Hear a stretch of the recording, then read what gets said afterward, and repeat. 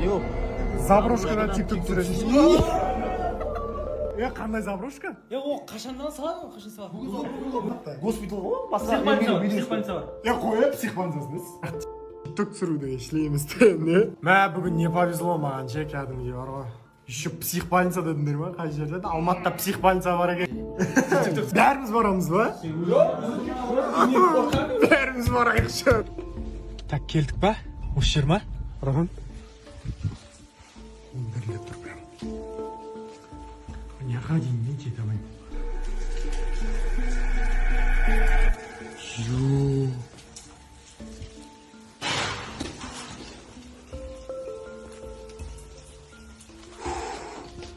Ебать! Ебать!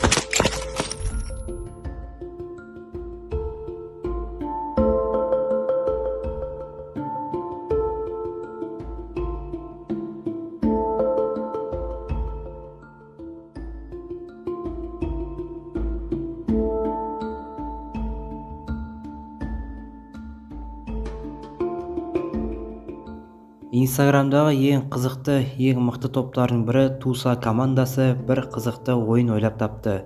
Яғни оның аты Черный ящик, қазақша аудармасы қара жәшік. Олар өздерінің оқырмандарынан қызықты тапсырма сұрайды және сол тапсырманы осы қара жәшікке салады. Белгілі бір блогер сол тапсырманы орындауы керек. Егер тапсырманы толық орындамаса, онда ол сол топтан шығады. Сонымен ең алғашқы тапсырма танымал вайнер блогер Асыл Асылбекке келіп түседі. Оның тапсырмасы түнде заброшкаға барып тикток түсіру керек. Және Асылбек осы тапсырманы орындап түнде заброшкаға келеді. Әрине уәдесіне тұрып тикток түсіреді. Және ол видеоның соңында бір елеске ұқсас бір нәрсені көреді. Және ол сол елестен қашамын деп жерге құлап түсіп, қолын жарақаттап алады. Достар, бұл видео өте қорқынышты. Соңына дейін көріңіздер. Бұл оқиға қалай басталды десеңіздер, бұның барлығы бұлай басталды.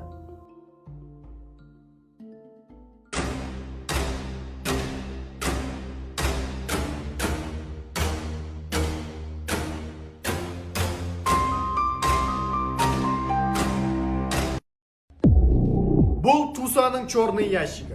Тусадағы 7 адам осының ішіне бір-бір заданиядан салатын болады. Және де кезекпен кезек осы заданияларды орындайды. Ең қызығы, заданияны орындай алмаған адам Тусадан шығып кетеді. Ал енді мен сіздермен ақылдасқым келіп тұр.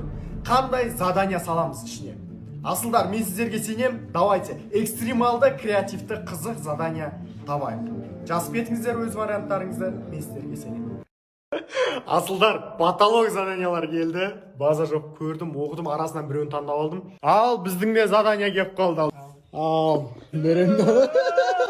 Неңгі жостке. Неңгі жостке. Жігіттер жиналды. Кімнің бірінші бастайтын сіздермен бірге анықтаймыз. Бәрі салындар ғой, салды.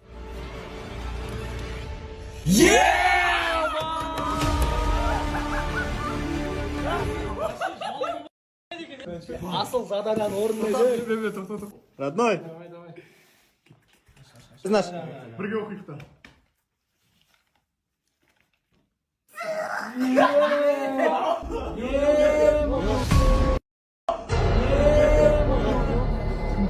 Не ол? Заброшкадан тикток түсіресіз.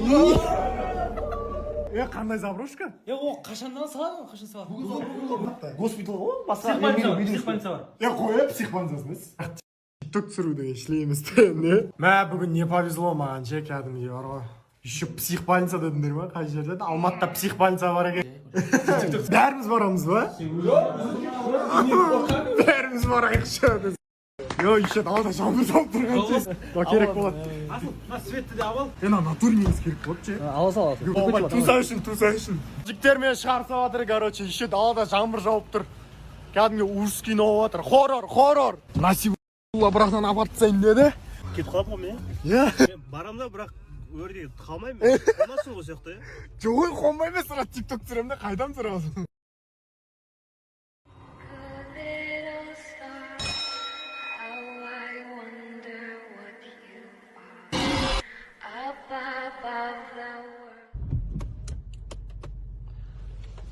Так, келдік ба?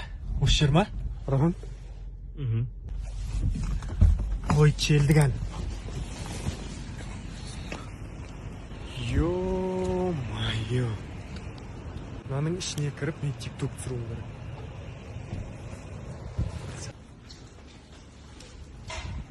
Ё-моё. Мен дүм көрмей тұрмын да, мен өзіме жақсам ше. Ана лампыларын қосып алайын.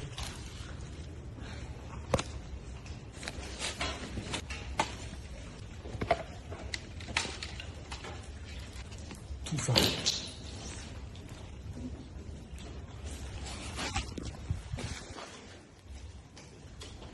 Не ол?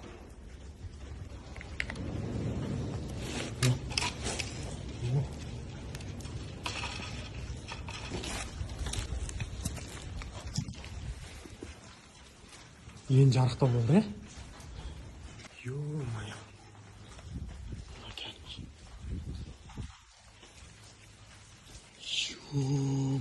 Ё-моё. Он діріліп тұр прям. Мыняға дейін мен жете алмаймын.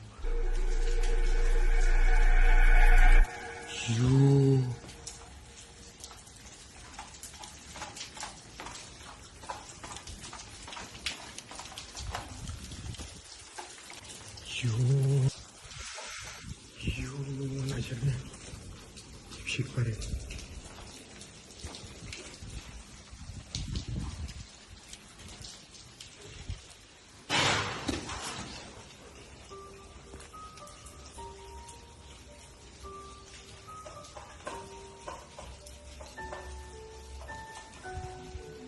Жүрген сияқты шақтың боздарын естіп отырмын.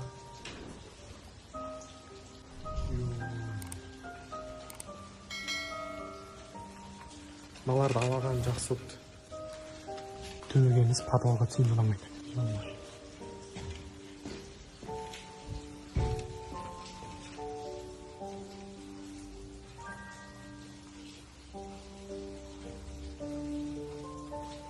Ана подвал вообще.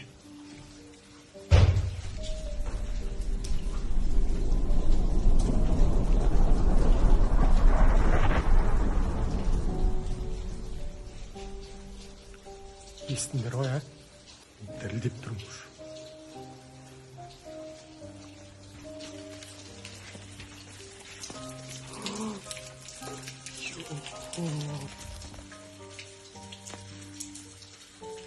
Жаным. Яқтың бәрі тұрмыш, диванды. What the fuck? Қандай больницаның есі шығып жатыр ғой, аптеканың есі шығып жатыр ғой, яқтан кәдімгі ше. Ё-моё.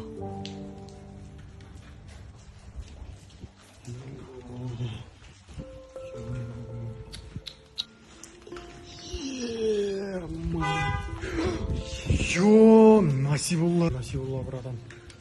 Сені ауа сатқан емес. Дірілдеп тұр прям же. Короче, тик-ток түсіру керек тез.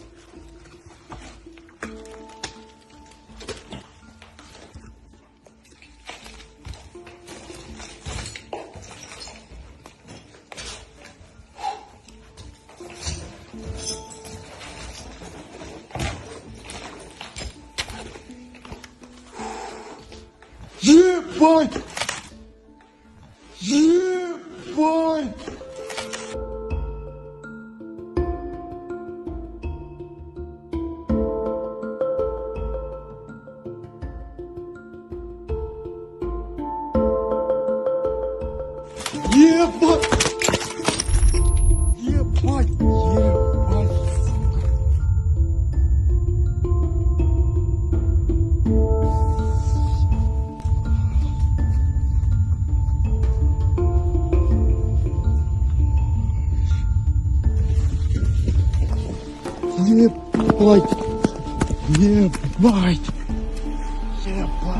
Саштан.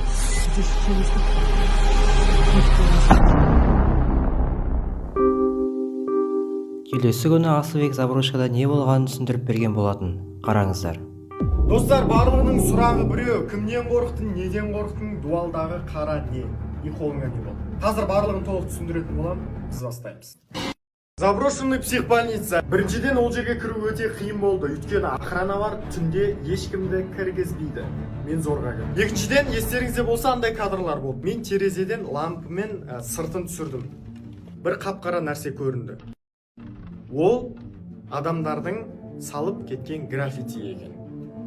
Мен оны өзім анық көрдім. Ал енді үшінші, ең қорқыныштысы, мен нені көріп қаштым? Қара бейне не? Оны да мен анық көрдім. Ол да қара краскамен салынған адамның бейнесі екен. Соны көрдім да бірден қорқып қашып құладым. Құлаған кезде қол кетті. Потом жүгіріп далаға шығып кеттім, достар. Айтпақшыдай дауысқа келетін болсақ,